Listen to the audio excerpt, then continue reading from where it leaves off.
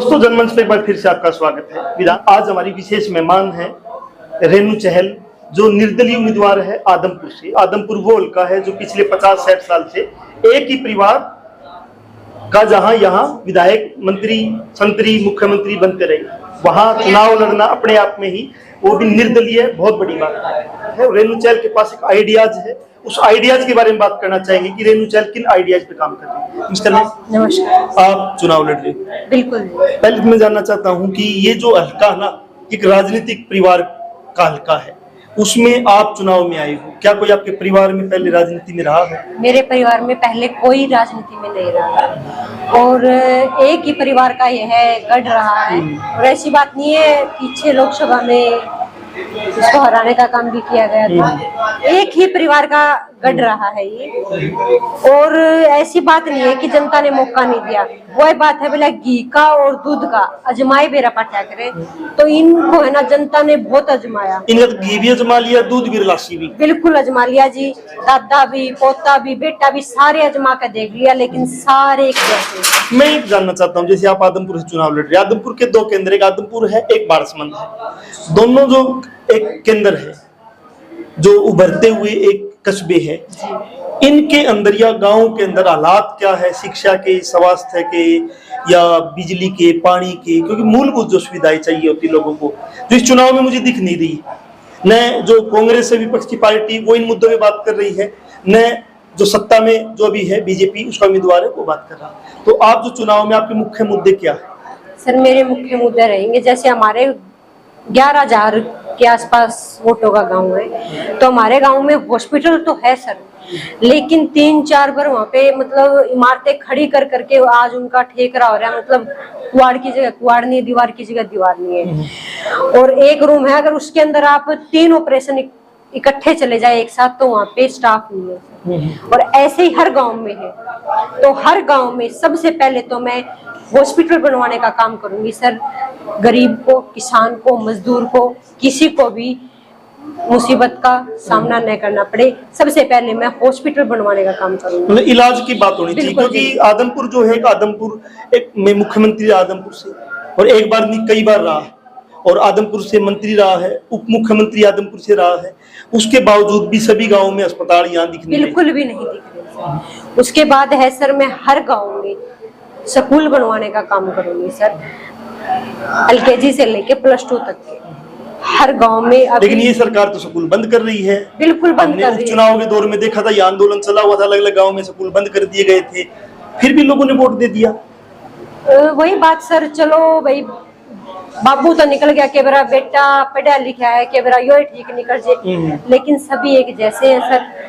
ये सिर्फ और सिर्फ अपनी जेबों का विकास करते हैं और विदेश जाके बैठ जाते हैं। और हम हमारे पास आना तो बहुत दूर की बात, अगर हमारे जनता, हमारे काके ताऊ उनके पास मिलने जाते हैं ना, तो ये बोलते हैं जी 5 दिन में आइयो विदेश जा रहा है, जी 10 दिन में आइयो चंडीगढ़ जा रहा है। मतलब वहां जाते हैं तो भी मिलने का काम नहीं करते। तो फिर ऐसा विधायक, ऐसे MLA हमारा क्या काम सर? वो इनका टाइम अभी जा चुका सर। अभी नौजवान आगे आगे और लोग समझदार हो गए सर, इनको सारे ने बरत के देख लिया। अब की बार आदमपुर विधानसभा का बच्चा बदलाव चाहता है। मैं एक और कह रहा हूँ, बदलाव चाहता है कि मैं पिछले दिनों बारसमंद में, बुढ़ाक में, इस इलाके में तो किसान आंदोलन रहा है, और किसान आंदोलन मुआवजे को लेकर रहा है और इसके साथ में पानी को लेकर रहा है, क्योंकि टैल के गाँव है। तो यहाँ बड़ी समस्या पानी की और मुआवजे की, पानी की बड़ी समस्या है। आपके बहुत एक बड़ी मंडी भी है जो सर हमारे ढाणी है, ढाणियों में पानी की कमी, उस साइड के 15 है गांव है सर सदलपुर, उनमें तो पानी की बहुत ही दिक्कत है सर। जब विधायक बन के जब अपने लोगों को अपने वो बोलते हैं कि मैं आदमपुर का बेटा हूँ, आदमपुर मेरा है, आदमपुर मेरा परिवार है, जब अपने परिवार के लिए पानी तक की सुविधा नहीं दे सकते, तो फिर वो किसका परिवार, कैसा परिवार है? तो सर सब डमोरे हैं, सब झूठ है, सब अफवाहें हैं, सब सिर्फ और सिर्फ भाषण तक सीमित है। आज यहाँ 2 पार्टियां हैं मुख्य, एक कांग्रेस है, एक बीजेपी है। कांग्रेस का जो उम्मीदवार है वो भी मुझे लग नहीं रहा कि इसके ऊपर बात कर रहा कि मैं पानी लेके आऊंगा, या मैं गाँव में हॉस्पिटल खुलवा दूंगा, या मैं स्कूल खुलवा दूंगा। इस मुद्दे पे वो भी बात नहीं कर रहा। सर सच्चाई तो ये है कि वो चंद्र प्रकाश जी जो कांग्रेस से उम्मीदवार है, सच्चाई तो है कि हम उनको जानते ही नहीं। पहले कभी ना हमारी विधानसभा में वो दिखे, ना कभी आए। तो सबसे पहले तो हमें यही नहीं पता कि बंदा कैसा है। चुनने से पहले कम से कम ये तो देखे कि बंदा कैसा है, नेचर कैसा, हमें वही नहीं पता उसका। तो मतलब एकदम से बाहर से कैंडिडेट लाया जाता है, सरासरी से मुझे तो साजिश लगती है। आप आम आदमी पार्टी में थी, आम आदमी पार्टी की शुरुआत हुई थी शिक्षा, स्वास्थ्य, इन मुद्दों पे हम काम करेंगे, लेकिन आप देख रहे हैं कि आम आदमी पार्टी में भी जो लोग वास्तव में लड़ने वाले थे, शिक्षा स्वास्थ्य बात करें, टिकट देने की बात आती है तो कहीं ना कहीं उनको टिकट नहीं मिलती और ऊपर से आ जाता है। ये क्या कारण रहा है? सर मैंने जी तोड़ मेहनत करी, हर घर तक मैं पहुंची, क्योंकि सर विजन ठीक था, लेकिन पता नहीं सर क्या मिसअंडरस्टैंडिंग रही, वो तो पार्टी को ही पता होगा। मैंने पूछने की कोशिश करी लेकिन उनकी तरफ से कोई जवाब नहीं आया।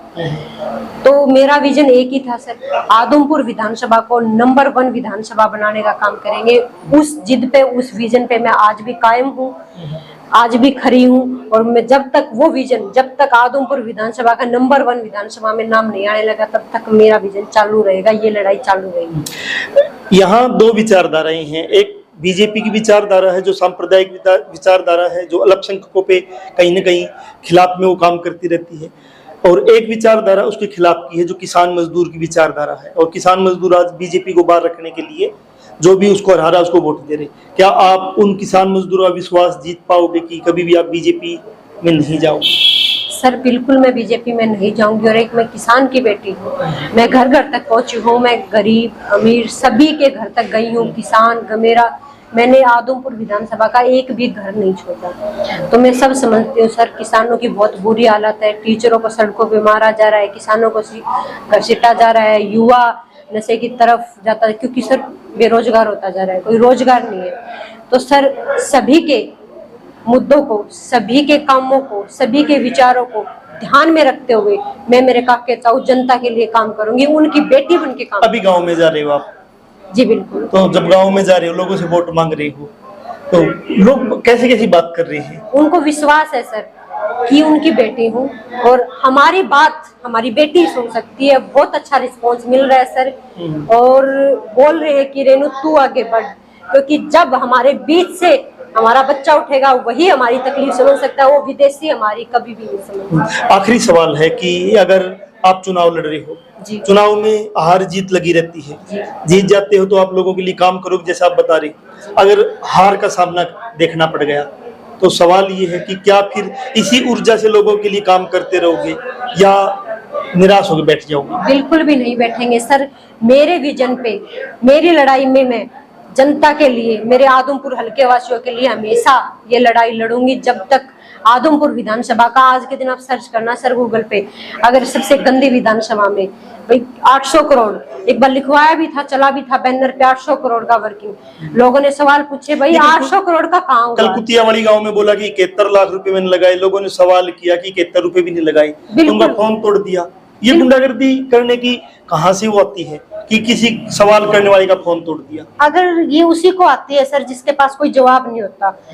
मैंने किया होता, मैं बोलती तो मैं जवाब देती भाई मैंने उस जगह वो किया। उनके पास कोई जवाब नहीं था, सिर्फ और सिर्फ भाषण है, उनके पास डबोरे हैं, सिर्फ वो है, वहां तक सीमित है, इसीलिए गुस्सा तो आएगा सर। अगर कोई गरीब का आवाज उठाएगा भाई तूने किया क्या है, कोई सवाल पूछने का वो करेगा, तो सर उनके पास जवाब नहीं है, तो उनके पास और इलाज भी नहीं है गुस्से के अलावा। रेनू चहल हमारे साथी, निर्दलीय उम्मीदवार यहाँ से है, आम आदमी पार्टी में काम करती थी। आम आदमी पार्टी में जिस प्रकार से काम करने वालों की उपेक्षा हम देखते हैं, जैसे बरवाड़ा का एक उदाहरण है कि वहां दलबीर किरमारा अच्छा काम कर रहा था, टिकट का दावेदार था, मेहनत की, लेकिन छत्रपाल बीजेपी से आता है और टिकट उसको मिल जाती है। तो आम आदमी पार्टी भी वैसी पार्टी बनती के रह गई है जो दूसरी पार्टियां हैं कि आज इस पार्टी में कल उस पार्टी में।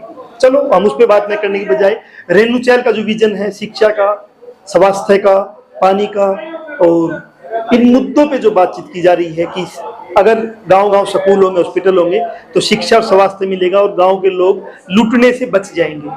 अगर इनको वोट मिलता है तो ये जीत के जो जाएंगे तो कहीं ना कहीं मुझे लगता है विधानसभा में जरूर आवाज उठाएंगे, और हार भी जाते हैं तो भी ये जनता की लड़ाई लड़ते रहेंगे, ऐसा इनका कहना है।